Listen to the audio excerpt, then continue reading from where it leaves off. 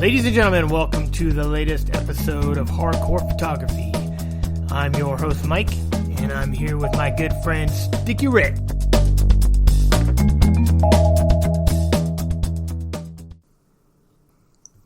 This is the latest episode, and Sticky Rick couldn't make it today because, we already talked about how he's getting engaged, or he got engaged, so, he can't be blowing off his old lady anymore. So I have a guest host here, and before we introduce him, I want to talk about the second segment that I'm going to do, which is about funereal art. And it has to do with the fact that right after Rick and I talked about the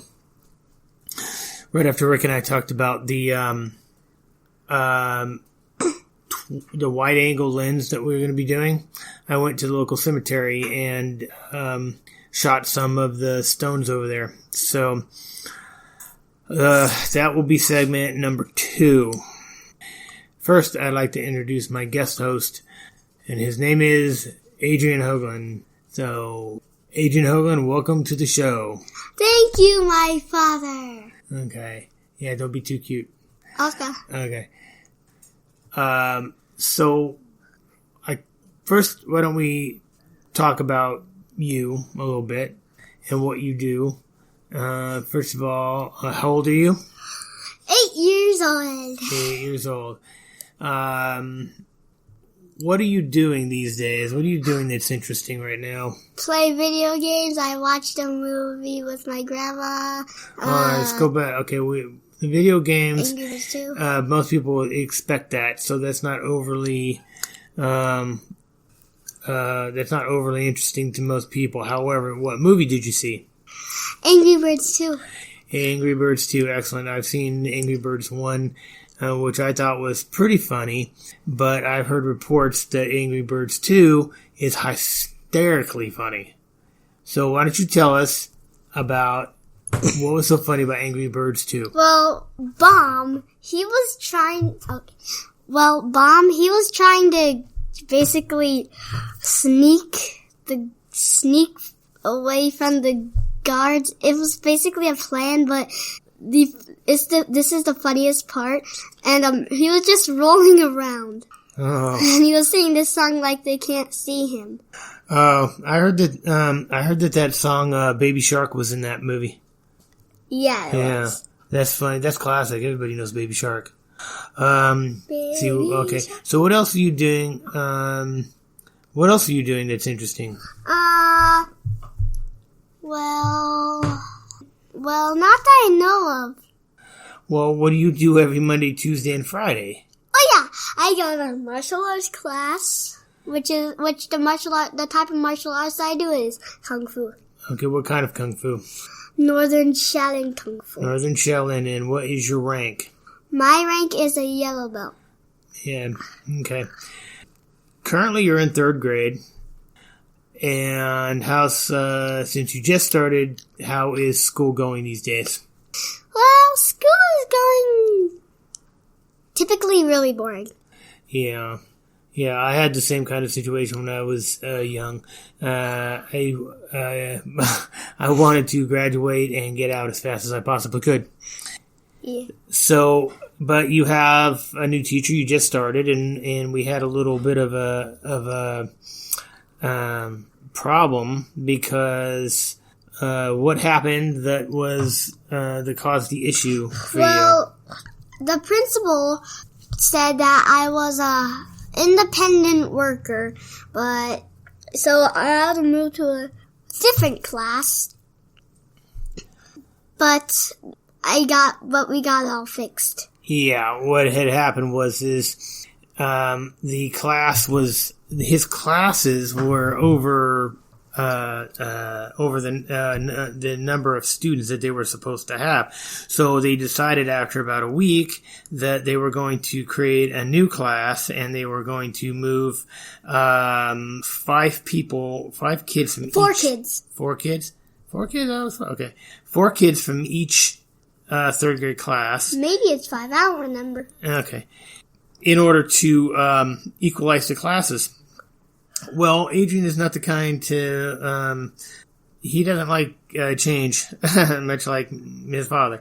So, he was very upset. And the thing was is they did this on a Friday, and they claimed that it was the best idea. And I was like, well, not really, because what you've done is you've taken a bunch of kids who had a class, and they're walking out of class on Friday. But what they don't know until they get home, or if they can read well and comprehend, and they get the letter that the principal sent with these kids, they're going to figure out that they have no class now. That on Monday or Tuesday, because it was a holiday, they were going to a brand new class with kids that they may or may not have known, a teacher that may or may not have even been hired yet. Into a new room. So school is tough enough for kids, especially young kids, and to be unceremoniously packed up and sent to a new class just is not the way to go. So I let the principal and his teacher have it. I was nice about it, but I let them know that I wasn't real happy about that way they handled it. And the teacher, apparently, she took steps and got everything rectified and got Adrian back into her class. So, and did it in pretty short notice because this whole thing went down on Friday, and by Tuesday, he was back in her class. So everything's going pretty good right now. All right, so this podcast is predominantly about photography. Photography and artistic pursuits of whatever you choose. So, what is your experience with photography? Well, one time what I did was I just took a bunch of pictures at SeaWorld. I showed it to my dad and my grandma because, well, my grandma wanted to know about SeaWorld. I wondered if my dad wanted to know about SeaWorld. I didn't know, but I just wanted to show them that. Yeah, which is the common purpose of photography. And also, it was basically on the phone that was at Mom's, and that one doesn't have a SIM card in it. Yeah, so what happened was his mother took him to SeaWorld, and apparently they go to SeaWorld more than once a year, I guess. And he had a cell phone, so he took a bunch of pictures of the sea life that was there. And I think if you've been there, you know they've got a lot of really big aquariums. And I think there might even be like a walk-through aquarium. So he went to SeaWorld with a cell phone that has a camera in it, and he ran around. So he ran around taking pictures of a lot of the sea life, and he picked up a lot of interesting sea animals. Why don't you tell me some of the animals that you took pictures of, if you can recall? Well, basically there are two aquariums that have like a little escalator, but you're going straight across. Mm-hmm. And there's also a top view where you're higher, but it doesn't have the escalator. And there's also seats, and there's like a little camera. Most of them were off, but one said no signal. Oh, yeah. Do you remember that time we went to the Aquarium of the Pacific with your brother? And we went to Long Beach, and we took him because he was going to the university at the time. And we went down there, and they had some seals and stuff. And then remember that big pool that had jellyfish in it? You could touch the jellyfish? Oh, yeah, I remember that. Oh, also, I was actually quite nervous for you to touch the sharks, actually, because, well, I was actually nervous that they... Remember when you said that the shark... There's like two sharks that will pull you in, rip off your arm. But I don't remember saying that to you. It's pretty unlikely that I told you that. I remember you saying it. Okay, well, here's the thing. There's a lot, most sharks are not man-eaters. Well, they'll eat whatever, but they're not generally man-eaters. There's really only a handful of sharks that attack people. So, and even then, what a lot of people don't know is that if a shark is not hungry, he won't hunt. He won't attack you because it's pointless. He was not going to waste his energy. Plus, he's risking his own safety. They say that if you are attacked by a shark, a good way to fend one off is just smack him on the snout. Once you do that,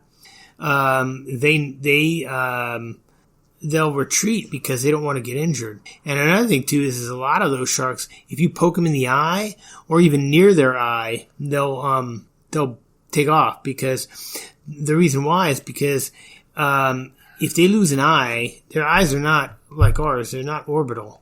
So if they lose an eye, they're completely blind on one side of their body, and they won't last long in the ocean like that. Yeah. So not a lot of sharks are that dangerous. There are. I mean, we see there's a surfer. I don't. You've probably seen her every once in a while, where she's missing an arm. She lost that arm because she got attacked by a shark when she was out surfing. In fact, I think we saw that movie, what was it, Dolphin Tale 2 or something like that? Yeah, that was the surfer that I'm talking about. She's hanging out in there. She was missing an arm because she had gotten it ripped off by a shark while she was out fishing. Oh, or surfing. There's this funny story I heard. Well, it's not funny, but I'm going to just tell it anyway. There was this guy who was out surfing and gets attacked by a shark, and of course he survives. So then he goes back in the water, and it goes back surfing again. And he was being interviewed, and he said that some of his friends were asking, "Why you're crazy? You barely survived getting attacked by a shark. Why would you go back in the water?" He said, "I told them, well, nobody ever gets, first of all, getting attacked by a shark is extremely rare.